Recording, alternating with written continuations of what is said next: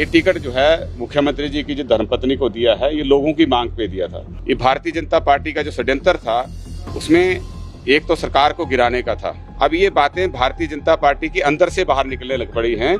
और अभी परमार जी ने कहा कि ये ऑपरेशन लोटस नहीं था, ऑपरेशन नड्डा था। जहां कांग्रेस सरकार को गिराने का षड्यंत्र था, वहीं पे भारतीय जनता पार्टी के अंदर जो राजनीति थी, उसमें अनुराग ठाकुर को भी कमजोर करने की बात जो थी, साजिश रची गई थी।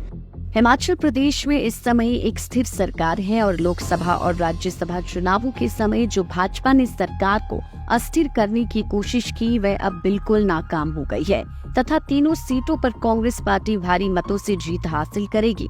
ये बात हमीरपुर में पत्रकार वार्ता को संबोधित करते हुए तकनीकी शिक्षा मंत्री राजेश धर्मानी ने कही। उन्होंने कहा कि 3.5 साल कांग्रेस की सरकार का कार्यकाल है, ऐसे में लोगों को विकास के लिए सरकार के साथ चलना है। धर्मानी ने देहरा में हुए राजनीतिक घटनाक्रम पर बोलते हुए कहा कि टिकट के लिए बहुत से लोग दावा करते हैं। जब पिछली बार डॉक्टर राजेश शर्मा को टिकट दिया गया था, तो उस समय भी टिकट के बहुत से दावेदार थे। उनमें से नरदेव कंवर भी टिकटार्थियों में शामिल थे, लेकिन टिकट डॉक्टर राजेश शर्मा को दिया गया था। उसके बाद सब लोग उनके पीछे चले। सर्वे में मुख्यमंत्री की धर्मपत्नी का नाम सबसे आगे आया और लोगों की मांग थी कि मजबूत प्रत्याशी दिए जाए। हाईकमान के आदेश पर ही उनको टिकट दिया गया। प्रदेश में दोबारा जो उपचुनाव हो रहे हैं 3 सीटों पे, हमें पूर्ण उम्मीद है, क्योंकि अब हमारी स्थिर सरकार है।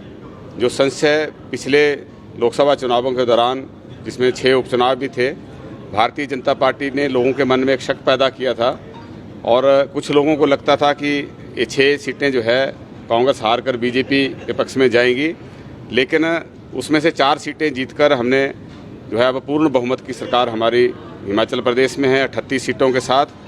और अब हमें पूर्ण उम्मीद है कि इन तीनों सीटों पर लोग सत्ता पक्ष का विधायक चुनेंगे, क्योंकि आने वाले 3.5 सालों में लोगों ने सरकार का अपने इलाके के लिए फ़ायदा उठाना है।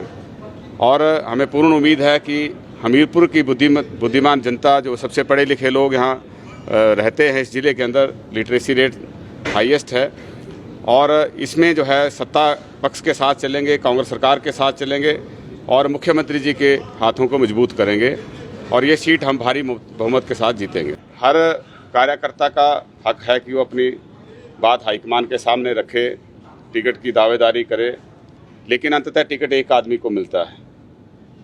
आपको याद होगा, जब पिछली बार डॉक्टर राजेश को देहरा से टिकट दिया था, तो वहाँ से कई क्लेमेंट थे देहरा के टिकट के, और उसमें हमारे NSUI के पूर्व में अध्यक्ष रहे थे, वो भी थे नरदेव कंवर जी, जो कई सालों से हमारी पार्टी के साथ, और मुख्यमंत्री जी जब NSUI के प्रदेश अध्यक्ष थे, वो जिला के अध्यक्ष थे। तो ऐसे कई दावेदार थे जो स्थानीय हमारे नेता थे, उनमें भी। लेकिन जब टिकट हाईकमान ने डॉक्टर राजेश को दिया था, तो सब जो है शांत होकर उनके पक्ष में जो था वो काम करने के लिए जुट गए थे, जिस वजह से 18,000 वोट जो थे कांग्रेस को उसमें पड़े। तो यही उम्मीद हर कार्यकर्ता से, हर नेता से की जाती है कि जिसको भी टिकट मिलता है, और ये टिकट जो है मुख्यमंत्री जी की जो धर्मपत्नी को दिया है, ये लोगों की मांग पे दिया था। कांग्रेस का हर कार्यकर्ता चाहता था कि सशक्त उम्मीदवार वहाँ से उतारा जाए, और सबसे सशक्त उम्मीदवार जो जनता जनार्दन की जो आवाज़ निकली, उसमें यही था कि जो कमलेश ठाकुर जी हैं, सबसे मजबूत हैं, वही सीट को निकाल सकती है। इसलिए उनको वहाँ से हाईकमान के निर्देश के मुताबिक जो है फिर चुनाव मैदान में उतारा कि हमीरपुर की जनता ने एक निर्दलीय विधायक को यहाँ से जिता के भेजा था। सरकार का भी फायदा उठा सकते थे, और इनको लगता अगर कि अब हमने कांग्रेस के साथ नहीं रहना है, तो बीजेपी के भी एसोसिएट मेंबर बनकर विपक्ष के ही विधायक के तौर पे अगर काम करना था, तो बीजेपी के साथ एसोसिएट होकर कर सकते थे। चुनाव करने की जरूरत नहीं थी, इनको त्याग पत्र देने की जरूरत नहीं थी, ना ही भाजपा में विधिवत तौर पे शामिल होने की जरूरत थी, क्योंकि उससे जो है वो इनके ऊपर कानून के दायरे में वो आते हैं और उनके खिलाफ कार्रवाई होनी थी।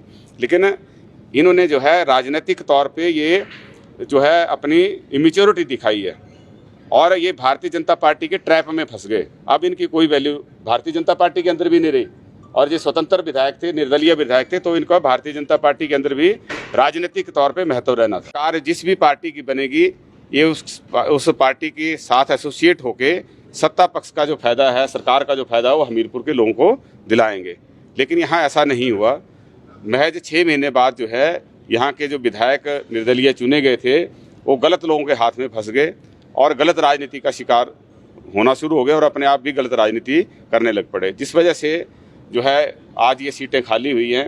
ये भारतीय जनता पार्टी का जो षड्यंत्र था उसमें एक तो सरकार को गिराने का था, दूसरा ये भारतीय जनता पार्टी का एक ग्रुप था जिसने सारा षड्यंत्र रचा था। इसमें जो जयराम ठाकुर जी पूर्व मुख्यमंत्री थे उनको भी विश्वास में नहीं लिया था और अनुराग ठाकुर जी जो उसमें केंद्रीय मंत्री थे, हमारे सांसद हैं, उनको भी विश्वास में नहीं लिया गया था। अब ये बातें भारतीय जनता पार्टी के अंदर से बाहर निकलने लग पड़ी हैं और अभी परमार जी ने कहा कि ये ऑपरेशन लोटस नहीं था, ऑपरेशन नड्डा था और ये काफ़ी हद तक सही है क्योंकि इसका एक तीर से कई निशाने जो है साधने की कोशिश हुई थी। जहां कांग्रेस सरकार को गिराने का षड्यंत्र था वहीं पे भारतीय जनता पार्टी के अंदर जो राजनीति थी उसमें अनुराग ठाकुर को भी कमज़ोर करने की बात जो थी साजिश रची गई थी, क्योंकि 6 विधायक जो थे वो हमीरपुर संसदीय क्षेत्र से एक गुट ने जो है उसको मिलाकर उनको भी कमज़ोर करने का था और जयराम ठाकुर जी को भी जो है दरकिनार करने की ये साजिश थी। तो एक तीर से कई निशाने साधने के लिए षड्यंत्र रचा था, लेकिन ये षड्यंत्र विफल हो गया और जो षड्यंत्रकारी थे वो बेनकाब धीरे धीरे होना शुरू हो गए।